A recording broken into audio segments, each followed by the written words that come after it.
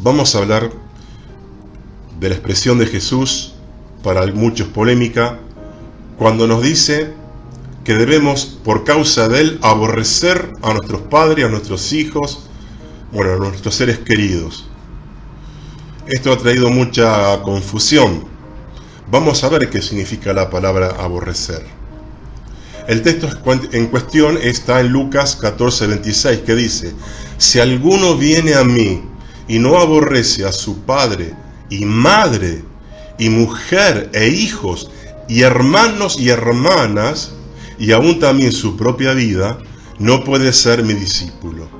Entonces Jesús está diciendo que un verdadero seguidor de Él debe aborrecer a los afectos más grandes, más fuertes y más íntimos: padre, madre, mujer, hijo, hermana, hermanos.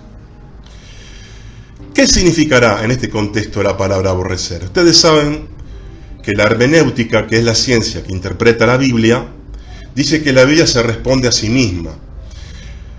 El término aborrecer, de acuerdo en dónde y en qué lugar esté puesto, hay que contextualizar, puede significar despreciar, odiar, pero en otro contexto puede significar poner en segundo lugar. ¿Qué es lo que aquí quiere enseñar Jesús? Un ejemplo. Jacob tenía dos esposas, Raquel y Lea.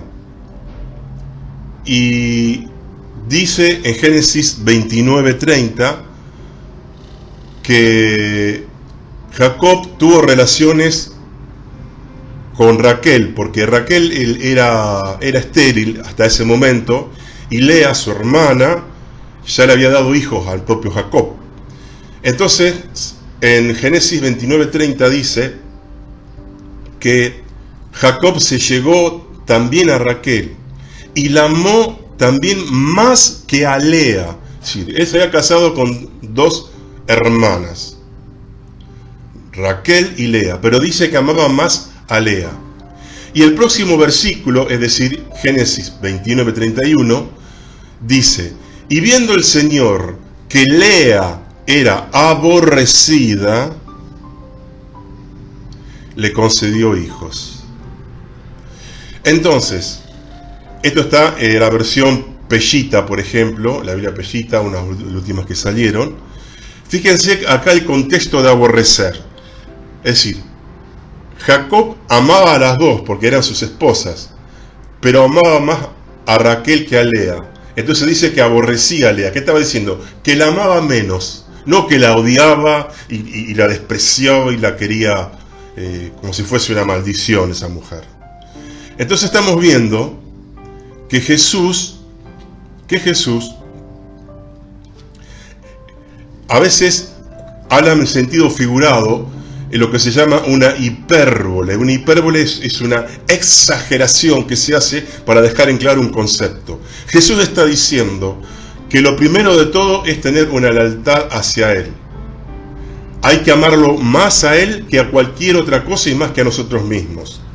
Ahora, la pregunta: ¿no es descabellado, descollante, no es injusto que Él nos pida una lealtad y un amor mayor que hasta a nuestros padres, madres e hijos? Esta es la gran paradoja de la vida cristiana. ¿Por qué? Porque cuando más amo a Jesús, más amo a mi esposa, a mi esposo, a mi padre y a mis hijos. Esa es la gran paradoja de la vida cristiana, cuando dice aborrecer a sus padres. Esto está diciendo, por ejemplo, que si ha pasado que un joven se convierte a Cristo y sus padres están en contra del cristianismo, no lo quieren, entonces dicen, ha llegado caso, te echamos de casa si no renuncias a Cristo y al cristianismo. Y el hijo, porque pone en primer lugar a Jesús, se va. Ahí aborrece a los padres, no lo está odiando, pero en su lealtad está poniendo primero a Jesús. Hace mucho tiempo estuve conversando con un abogado católico, un hombre muy temeroso de Dios, y yo le decía, mire, El cristianismo no es pertenecer a la iglesia evangélica o a la iglesia católica, sino una relación personal con Jesucristo, en que Jesucristo es mi Señor. Le digo, ¿Jesucristo es su Señor? Sí. Bien, ¿usted ama a Jesús más que a su padre, a su madre, a sus hijos? Me dice, me acabas de decir algo terrible, una barbaridad. ¿Cómo sos capaz de decir esto? No, le digo, Señor, le digo al abogado. Es lo que su Señor, Jesús, dice en la Biblia. Bueno, la leí yo. Se ve que esta parte no la había leído.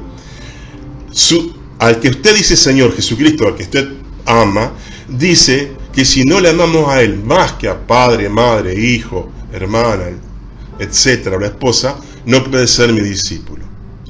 Entonces, aborrecer entonces, en este caso no es odiar, sino es una cuestión de prioridades, es poner en segundo lugar. Y dijimos por qué. Porque en la práctica, y estas son las paradojas cristianas, cuando uno pone a Cristo en primer lugar, se vuelve mejor persona. Como Cristo era mi Señor, entonces yo voy a tener deseos y actitudes correctas hacia los que me rodean. ¿Por qué? Porque este es un principio creacional. Dios nos creó de una forma para que Él sea el centro. Dice que todo fue creado por medio de Cristo, por Él y para Él. Entonces, al poner a Cristo en primer lugar, al poner a Jesús en primer lugar, se ordena toda la vida. Y ahí se cumplen los roles. El hombre bajo el señorío de Cristo, con Cristo en primer lugar. El hombre es hombre, la mujer es mujer, el padre cumple su rol, la mujer su rol, los hijos su rol, etc. Cuando se pone otra cosa en primer lugar, ahí se desequilibra todo y se arman los líos familiares y todo eso. Entonces, paradójicamente, lo voy a decir, cuanto más ponemos en primer lugar al Señor, mejor somos con nuestros seres queridos. Porque primero, la primera lealtad que tiene el hombre es hacia el Creador. Porque Él nos creó y Él es lo más importante. Y cuando lo ponemos en primer lugar, se acomodan todas las cosas. Esta es la paradoja de la vida cristiana. Fíjense que el Señor, en la Biblia, ¿cómo habla de los padres? Por ejemplo, en los 10 mandamientos dice, honra a tu padre y a tu madre, para que tus días se alarguen, ahí en Éxodo 20. Y dice en Éxodo 21, 17, igualmente el que maldijere a su padre o madre morirá. Tenían que la pena de muerte a que maldiga a su padre y a su madre. Fíjense cómo Dios exalta esta relación. Dice en Proverbio, oye a tu padre, aquel que te engendró, y cuando tu madre envejeciere, no la menosprecies. Y en Efesios 6:1 dice, hijos, obedezcan en el Señor a vuestros padres, porque esto es justo. Entonces, vemos que en estas paradojas, el poner en primer lugar a Jesús significa que yo voy a ser un mejor marido. Por ejemplo, hay un marido que es duro con la mujer, porque tiene mal carácter, es machista, y la tiene acobardada a lo mejor con su mal carácter y sus amenazas, o agresión verbal. Entonces, ese hombre es así porque Cristo no es su Señor, porque no está poniendo a Cristo en primer lugar. Cuando ese hombre pone a Cristo en primer lugar, empieza a cambiar y a ser tierno, amoroso y compasivo con su esposa. Un ejemplo, el hijo no obedece, siempre berrinche, se enoja, no hace caso. Eso porque Cristo no está en primer lugar. Cuando ese hijo ponga a Cristo en primer lugar, se transforma en un mejor hijo. Y así pasan todas las relaciones. Para que Dios nos crió, nos diseñó de una forma para que Él sea lo primero. Esto es como un principio de funcionamiento del ser humano. Así como hay un principio de funcionamiento de un motor eléctrico, un principio de funcionamiento de un sistema electrónico, Dios nos diseñó para que primero nos rindamos a Él, para que primero lo pongamos en primer lugar. Y ahí el hombre se equilibra y tiene sus afectos correctos. Entonces,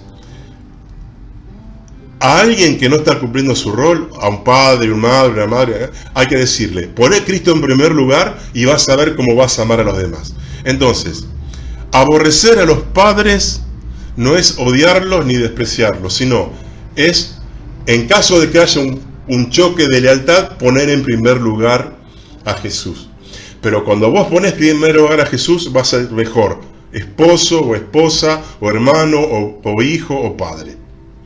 Y para terminar, Las paradojas de la vida cristiana. Cuanto más le amo, más amo a los demás. Cuando soy su esclavo de Cristo, es que soy libre. Cuanto más le conozco a Jesús, más me conozco a mí mismo. Cuanto más le sirvo, más me beneficio. Estas son las paradojas de la vida cristiana. Bien, espero que este tema les haya interesado.